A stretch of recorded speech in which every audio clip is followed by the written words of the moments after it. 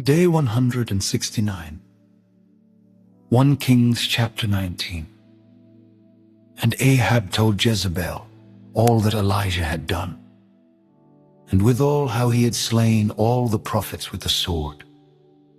Then Jezebel sent a messenger unto Elijah, saying, So let the gods do to me, and more also, if I make not thy life as the life of one of them by tomorrow about this time.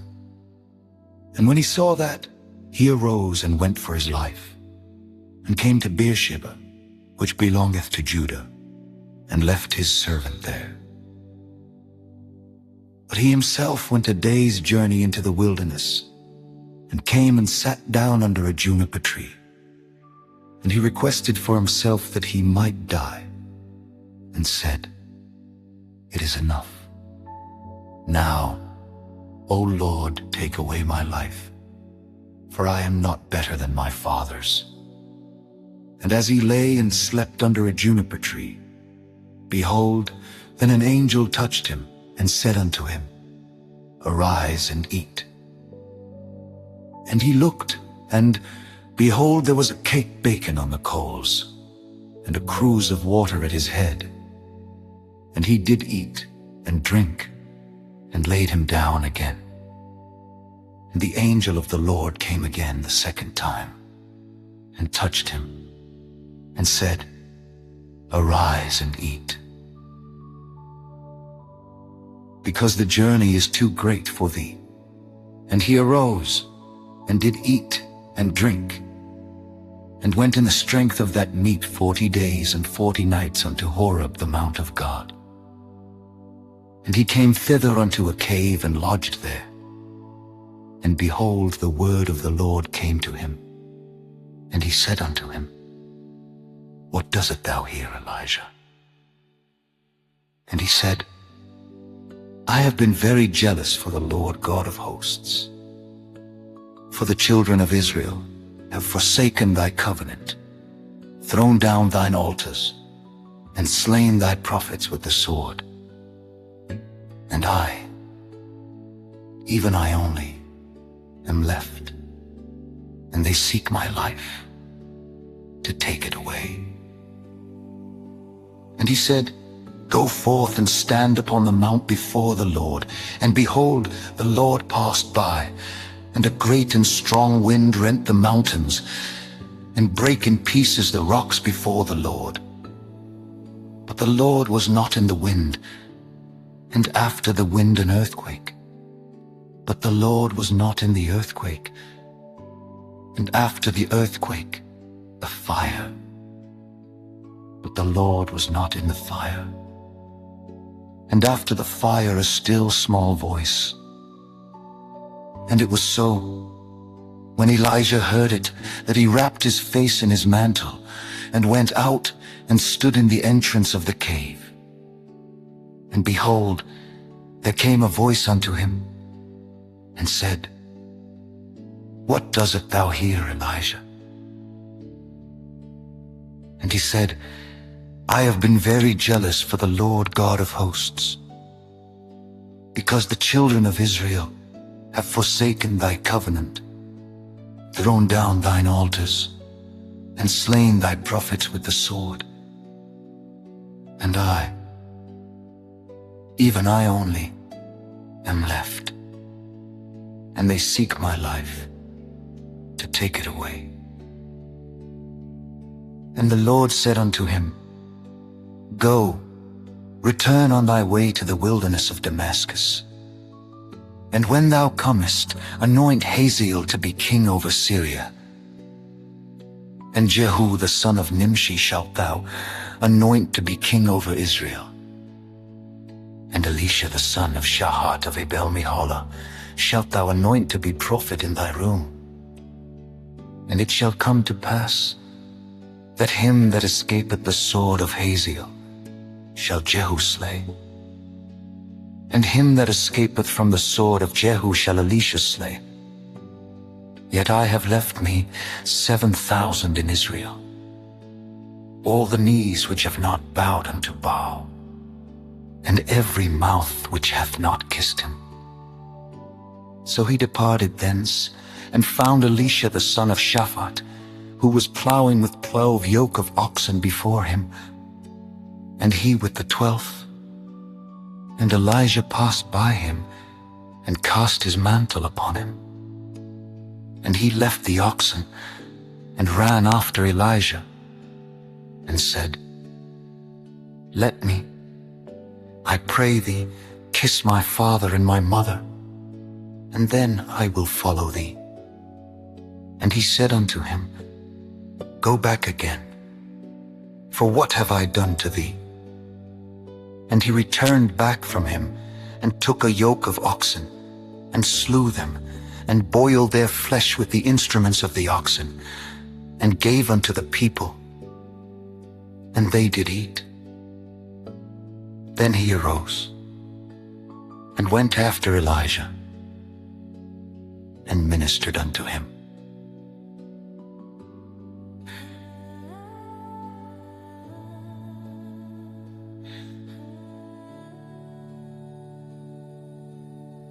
Acts chapter 12.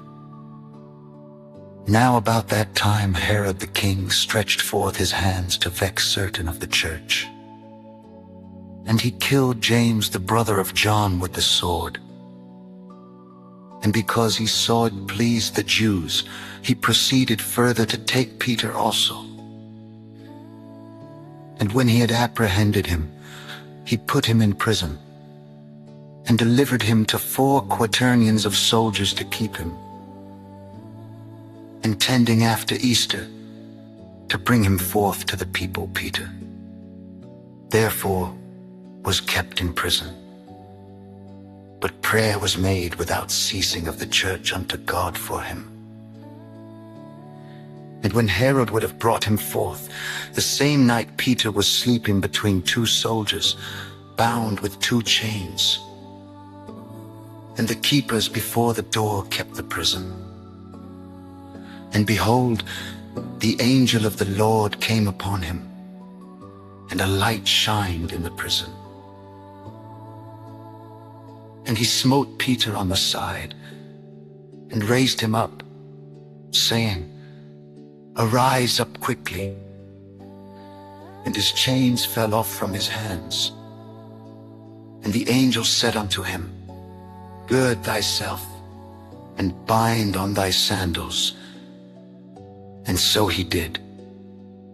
And he saith unto him, Cast thy garment about thee, and follow me. And he went out, and followed him, and wist not that it was true which was done by the angel, but thought he saw a vision. When they were past the first and the second ward, they came unto the iron gate that leadeth into the city, which opened to them of his own accord. And they went out and passed on through one street, and forthwith the angel departed from him. And when Peter was come to himself, he said, Now I know of a surety that the Lord hath sent his angel, and hath delivered me out of the hand of Herod, and from all the expectation of the people of the Jews. And when he had considered the thing, he came to the house of Mary, the mother of John, whose surname was Mark, where many were gathered together praying. And as Peter knocked at the door of the gate, a damsel came to hearken, named Rhoda.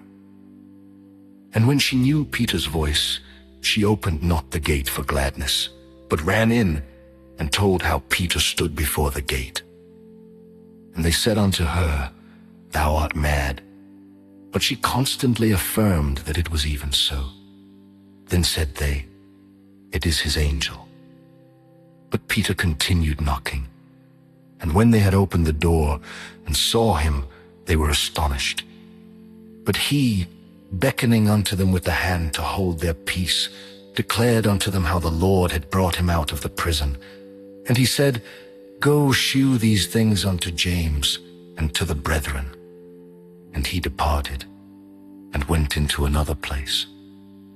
Now as soon as it was day, there was no small stir among the soldiers, what was become of Peter. And when Herod had sought for him, and found him not, he examined the keepers, and commanded that they should be put to death. And he went down from Judea to Caesarea, and there abode. And Herod was highly displeased with them of Tyre and Sidon, but they came with one accord to him, and, having made Blastus the king's chamberlain their friend, desired peace, because their country was nourished by the king's country. And upon a set day Herod, arrayed in royal apparel, sat upon his throne, and made an oration unto them. And the people gave a shout, saying, It is the voice of a God, and not of a man. And immediately the angel of the Lord smote him, because he gave not God the glory, and he was eaten of worms, and gave up the ghost. Psalm 136. O give thanks unto the Lord, for he is good, for his mercy endureth forever. O give thanks unto the God of gods, for his mercy endureth forever. O give thanks to the Lord of lords, for his mercy endureth forever. To him who alone doeth great wonders. For his mercy endureth forever, to him that by wisdom made the heavens. For his mercy endureth forever, to him that stretched out the earth above the waters. For his mercy endureth forever, to him that made great lights. For his mercy endureth forever, the sun to rule by day. For his mercy endureth forever, the moon and stars to rule by night. For his mercy endureth forever, to him that smote Egypt and their firstborn. For his mercy endureth forever, and brought out Israel from among them. For his mercy endureth forever, with a strong hand, and with a stretched out arm. For him which divided the Red Sea into parts. For his mercy endureth forever, and made Israel to pass through the midst of it. For his mercy endureth forever, but overthrew Pharaoh and his host in the Red Sea. For his mercy endureth forever, to him which led his people through the wilderness. For his mercy endureth forever, to him which smote great kings. For his mercy endureth forever, and Og the king of Bis. For his mercy endureth forever, and gave their land for an heritage. For his mercy endureth forever, even an heritage unto Israel his servant. For his mercy endureth forever.